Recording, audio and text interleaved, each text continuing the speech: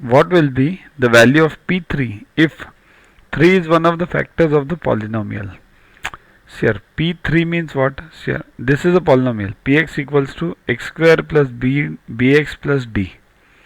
We don't know anything about this, but this is a polynomial. Polynomial means what? There can be, okay, what is monomial? Monomial means x square. Singly if you take this, this is x square, this is monomial.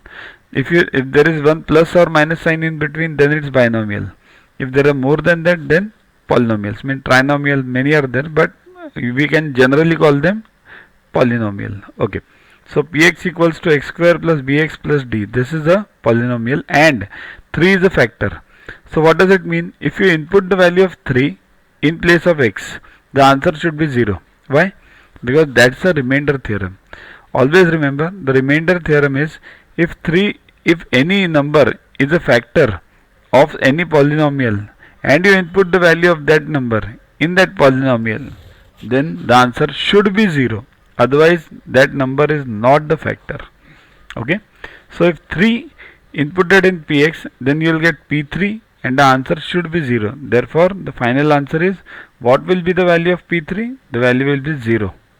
Now what will you do is put 3 and you will say 3 square 9 plus 3b plus d. How is it 0? But you need not, it's not asked for you to find the value of b or d.